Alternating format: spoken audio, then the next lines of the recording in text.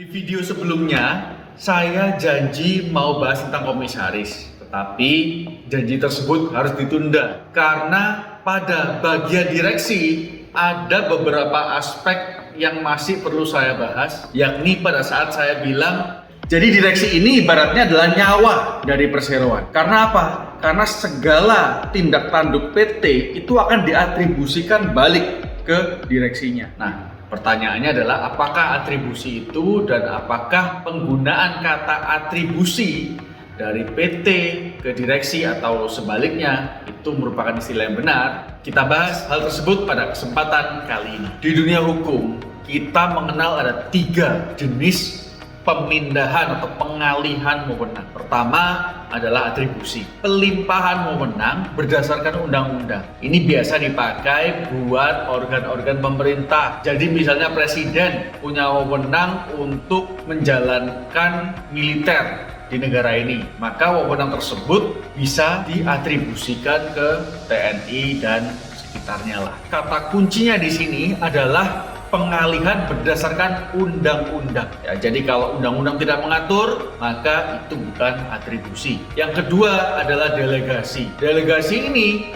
mirip sama atribusi, tapi perpindahannya atau pengalihannya tidak membutuhkan undang-undang. Kesamaan antara kedua ini, antara atribusi dan delegasi, adalah tanggung jawab dari pelaksanaan wewenang tersebut akan pindah dari organ satu ke organ lainnya. Dalam contoh tadi, kalau sampai ada masalah dengan pertahanan Indonesia, yang bertanggung jawab pertama kali itu pasti bagian TNI-nya. Kedua baru naik ke Menteri Pertahanan, baru nanti naik ke Jokowi atau presiden yang sedang menjabat pada saat itu. Jadi tidak serta-merta langsung presiden yang bertanggung jawab. Yang ketiga adalah mandat. Pada mandat ini unik. Kenapa? Karena istilah pelimpahan wewenang berubah menjadi pemberian. Karena ini merupakan pemberian wewenang, dampaknya adalah tanggung jawab itu masih melekat pada pemberi wewenang. Contoh, kalau Jokowi menyuruh sekretarisnya untuk melakukan sesuatu, lalu terjadi masalah atau ada dampak negatif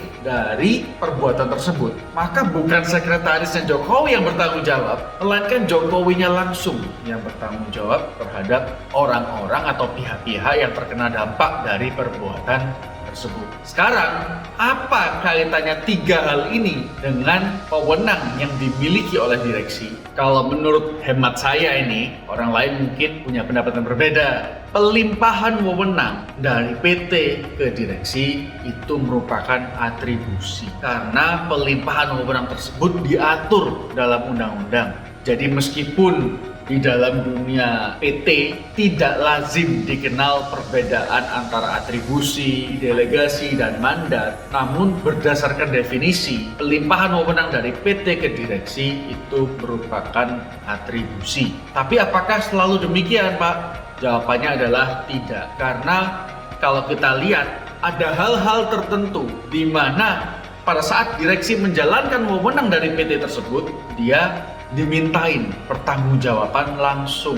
Tapi ada hal-hal lain di mana kalau sampai direksi itu melakukan sesuatu dan ternyata menimbulkan dampak negatif, maka yang dimintai pertanggungjawaban adalah PT-nya langsung. Contoh, kalau misal direksi mengambil kebijakan yang sesuai dengan tujuan PT dan telah dibahas dan disepakati dalam rumus, maka jika terjadi suatu dampak negatif karena tindakan tersebut, maka akan dilihat apakah tindakan tersebut sudah dijalankan dengan benar. Kalau sudah benar, maka tanggung jawab masih melekat pada PT. Tapi kalau misalnya pelaksanaannya mengandung unsur satu, kelalaian dari direksi, atau kedua, ada etika tidak baik atau bentrok kepentingan dengan direksi, maka tanggung jawabnya akan berpindah dari PT yang bertanggung jawab terhadap kerugian itu menjadi direksi yang harus bertanggung jawab.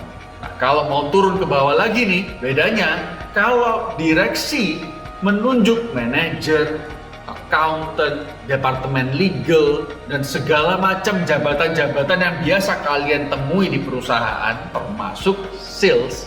Menurut saya, sekali lagi, itu merupakan mandat. Mengapa?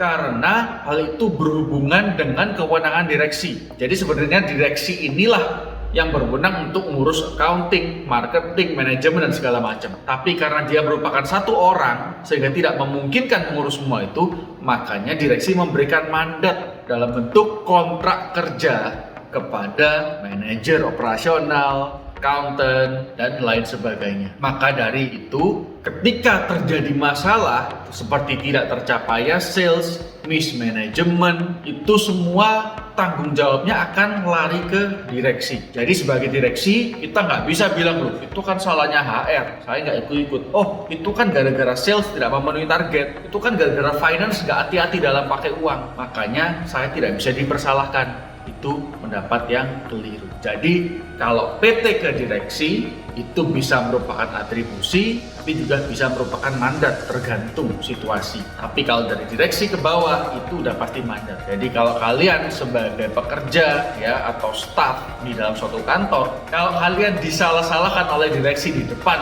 klien atau di depan orang-orang banyak, itu keliru, karena kesalahan kalian merupakan kesalahan direksi. Anggapannya kalau kalian memang nggak becus, ngapain direksi nunjuk dan gaji kalian? Kan salahnya dia yang pilih kalian.